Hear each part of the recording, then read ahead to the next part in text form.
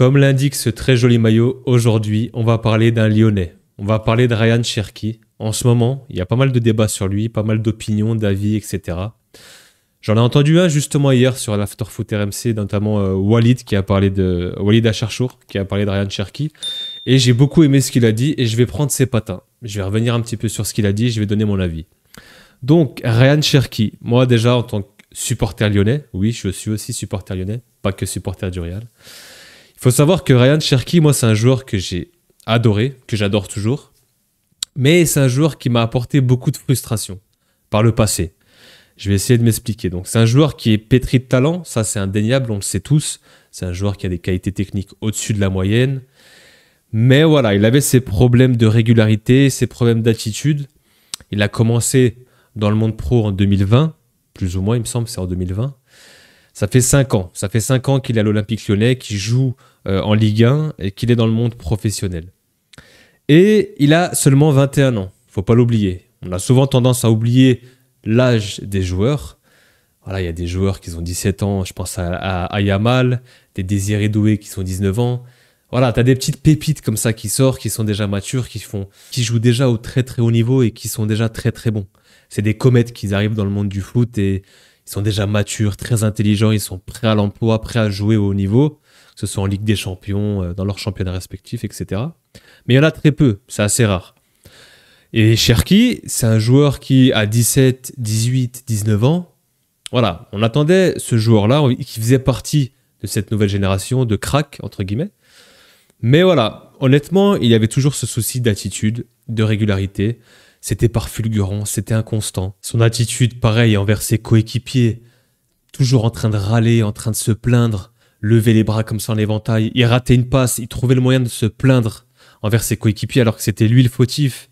Enfin bref, il avait vraiment ce caractère et cette attitude qui me sortait par les yeux. Moi, par moments, il pouvait me faire me lever de ma chaise pour ses gestes techniques, mais aussi je me levais de ma chaise pour d'autres choses, pour l'insulter, parce que j'en pouvais plus.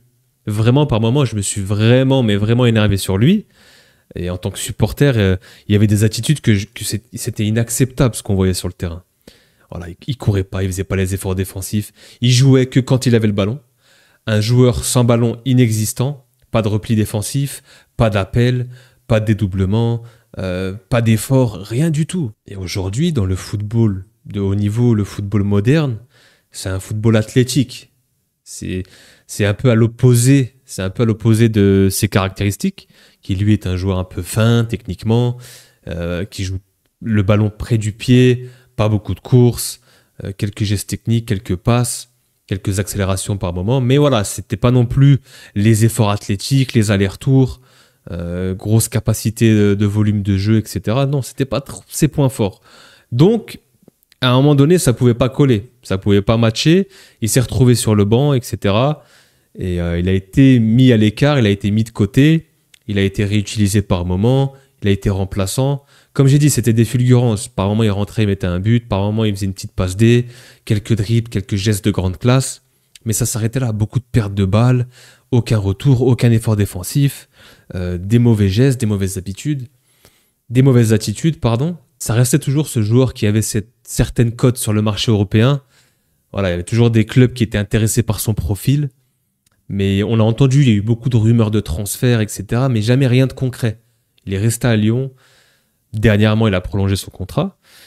Et aussi la saison dernière, où Lyon était dans une position très très délicate, il y a eu l'arrivée de Pierre Sage, qui pour moi a été un déclic et un instant de bascule dans la carrière de Ryan Cherki. Il a su l'utiliser, il a su trouver les bons mots, il a su lui parler. Et tout de suite, déjà depuis la saison dernière, à la mi-saison, peut-être décembre, janvier, même un petit peu avant, on a eu un nouveau Ryan Cherki, si je puis dire, un joueur qui est un peu plus impliqué, un peu plus sérieux, un peu plus mature, qui arrive à 21 ans. Ça reste très jeune encore, attention. Ça a été un acteur majeur de la saison dernière de l'Olympique Lyonnais, de pouvoir se sauver en Ligue 1, de pouvoir jouer ce maintien. Et ça a été l'une des meilleures équipes de la deuxième partie de saison, avec le PSG. Et il y en était pour beaucoup. Il a été un acteur principal. Il a été très très bon dans le jeu. Lui et Lacazette et d'autres, bien sûr. Mais il a fait partie de ces joueurs qui ont su maintenir le niveau et maintenir ce club en Ligue 1. est dans la continuité cette saison, donc il a prolongé son contrat. Et cette saison, clairement, il est sur une saison stratosphérique. Il est sur la meilleure saison de sa carrière, la plus prolifique en termes de statistiques. Donc on est sur du plus de 35 matchs, je crois, et 10 buts, 21 passes D. Déjà 21 passes décisives. Il est déjà en double-double. Je crois que c'est jamais arrivé chez lui. Donc il est sur sa wonder saison. Et clairement, mis à part les statistiques, si on les met de côté, même dans l'attitude, ce qu'on voit du joueur, moi, ça me plaît déjà beaucoup plus. C'est un joueur qui fait les efforts, qui même sans ballon, essaie de faire ses courses. C'est pas encore incroyable, attention. Hein. C'est pas le foudre de guerre en train de faire des efforts défensifs et à courir partout, à faire des appels dans tous les sens. Mais il y a du mieux. Comparé à ce qu'on avait au début, on a quand même un joueur qui est impliqué, qui est au service du collectif, qui a pu épurer son jeu. C'est beaucoup plus propre. Par moments, il voulait pas lâcher le ballon, il driblait 3, 4, 5 mecs, il perdait le ballon. Là, aujourd'hui, ça a l'air efficace, un peu plus épuré. Ça respecte le jeu, c'est dans le sens du jeu. Et voilà, il joue pour le collectif. Un dribble, deux dribbles, il la donne. S'il faut jouer une touche, il le fait. S'il faut la garder, s'il faut rejouer derrière. Je trouve qu'il a épuré son jeu. Et il est un peu plus intelligent dans son jeu, un peu plus mature. Et là, clairement, on est sur un joueur efficace, un joueur décisif, un joueur pertinent. Et on l'a vu avec l'Olympique Lyonnais en Ligue 1. En Ligue Europa, c'est le meilleur passeur. Il fait des choses aussi extraordinaires sur la scène européenne. Hein. Ligue Europa, c'est à un certain niveau. Il y a des très très belles équipes, notamment Francfort, United, etc. Il y aura ce match de United, justement, on va l'attendre au tournant, voir ce qu'il peut faire sur cette double confrontation. Avec les espoirs, on a vu encore dernièrement des prestations, mais ne serait-ce que même les Anglais ont été conquis par son talent, par ses gestes. Et même eux, ils se demandaient, mais qu'est-ce qu'il faisait là avec les espoirs en U21 ? Voilà, je suis pas en train de faire la propagande de Ryan Cherki en équipe A avec l'équipe de France, mais je pense qu'il arrive à une certaine maturité dans son jeu. Maintenant, il va falloir encore prouver. La saison n'est pas terminée. Il va falloir jouer contre United, faire cette double confrontation, être décisif, être bon, continuer avec les espoirs. Mais il y a un monde où il peut être sélectionné.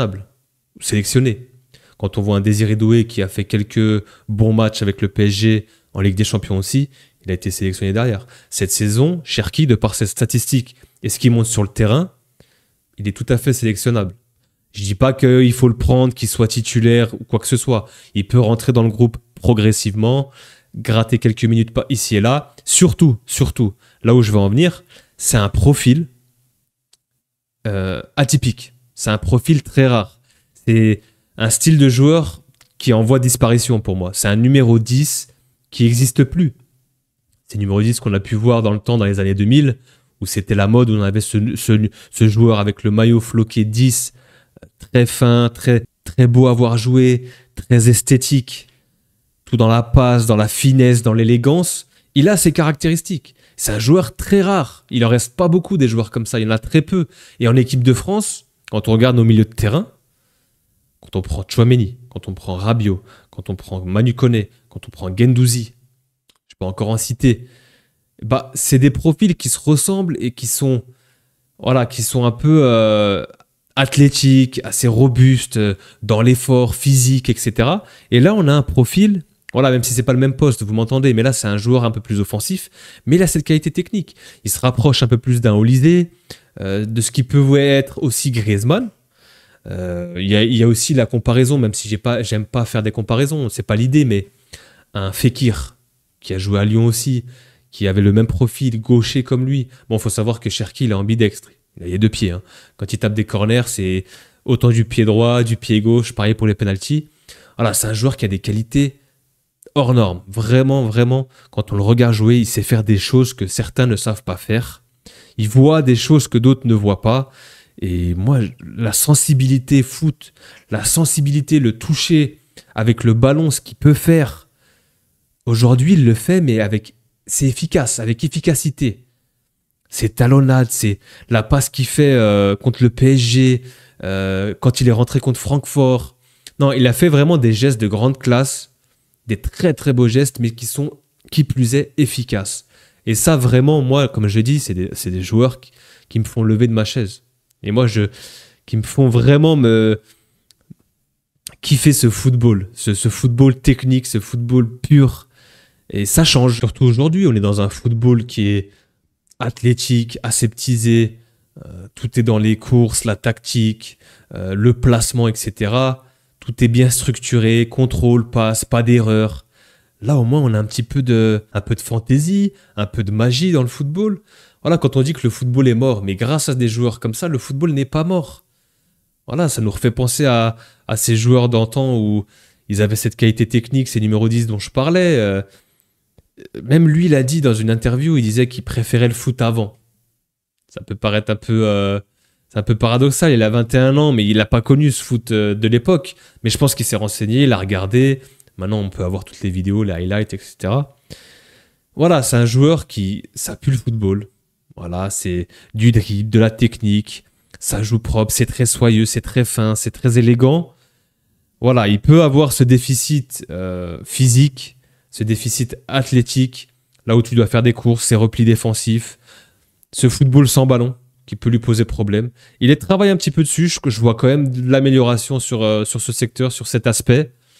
Mais voilà, aujourd'hui, je suis pas en train de dire qu'il doit être titulaire en équipe de France, loin de là. D'ailleurs, il peut très bien, vu qu'il n'a pas eu de titularisation, de convocation avec l'équipe A, il peut très bien aller jouer pour l'Algérie. C'est une possibilité aussi.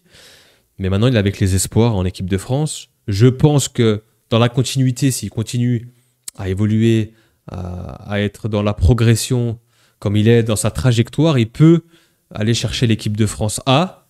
Et je pense que ça passera aussi par un transfert. À un moment donné, je pense qu'il faut qu'il quitte l'Olympique Lyonnais. Ça dépend si avec Lyon, on arrive à avoir une place européenne, aller chercher la Ligue des Champions l'année prochaine. Est-ce qu'il fait des gros matchs, des grosses prestations, s'il est toujours bon en Ligue 1, toujours décisif, s'il continue à progresser dans le jeu, à être propre, soyeux, etc. On ne sait pas, il peut prendre la direction de l'équipe de France, mais je pense plus que s'il fait ce transfert qu'on attend tous, on aimerait tous le voir. Moi, je pense que ça pourrait lui faire que du bien d'aller. Je pense qu'il a un profil pour jouer en Espagne, par exemple, de par ses qualités, ses caractéristiques. Je le vois pas forcément en PL, avec la grosse intensité physique. En Italie non plus. Par contre, en Bundesliga ou en Liga, voilà, il peut faire des ravages. Vraiment, s'il va en Bundesliga, il peut finir à 15 buts, 25 passes D. En Liga, il peut se faire plaisir. C'est un jeu très technique aussi. Donc, il a ce profil pour jouer là-bas. Donc voilà, honnêtement, voilà, c'était un petit avis que je voulais donner sur Ryan Cherki. Moi, c'est un joueur que j'aime particulièrement, qui m'a beaucoup frustré. Mais aujourd'hui, je me suis un petit peu réconcilié avec lui. J'aime beaucoup ce qu'il fait. C'est un joueur très élégant, très technique. C'est vraiment cette sensibilité football que j'aime. Et vraiment, voilà, moi, il me fait vibrer. Hein. Vraiment, je vois des gestes. Parfois, c'est incroyable. Et qui plus est, voilà, en ce moment, c'est efficace. Il est décisif. Il est au service du collectif. Qui continue à progresser. C'est tout ce qu'on veut. J'espère le voir, pourquoi pas, dans un autre club, un top club européen avec un autre coach qui peut le faire progresser, qui sort un petit peu de ce cocon lyonnais. Et on verra la saison prochaine, hein, peut-être un Lyon en Ligue des Champions, peut-être que ça le fera rester aussi. Mais en tout cas, voilà, moi j'ai beaucoup d'espoir. J'espère c'est un bon virage dans sa carrière, qu'il va pouvoir progresser et pourquoi pas rejoindre l'équipe de France. Peut-être pas avec Didier Deschamps, mais peut-être avec un nouveau sélectionneur. Peut-être Zidane, on ne sait pas. En tout cas, voilà, c'était un petit avis sur Ryan Cherki. Dites-moi en commentaire, vous, ce que vous en pensez, si vous êtes d'accord avec moi ou pas. Vous avez le droit d'avoir un avis différent. Moi, voilà, c'est mon avis. Je suis peut-être pas objectif parce que je suis supporter de l'Olympique Lyonnais. Mais voilà, je sais que Ryan Cherki, j'ai été très dur avec lui, très exigeant. Et aujourd'hui, on a été critique quand c'était pas bon. J'ai entendu beaucoup de choses sur lui. Il y a eu beaucoup de débats. Maintenant que c'est mieux, il faut le dire aussi. Il ne faut pas être égoïste et dans nos critiques. Il faut être lucide. Et quand c'est bon, il faut le dire aussi. Aujourd'hui, c'est très bon. Ce qu'on voit, c'est très performant, c'est très bien. Et je tenais à le souligner dans cette vidéo. Voilà. Ce sera tout. N'hésitez pas à venir dans les commentaires pour échanger avec moi. En tout cas, je vous laisse. On se revoit ce week-end pour les matchs de championnat pour le Real. Prenez soin de vous et à très très vite. Ciao, ciao.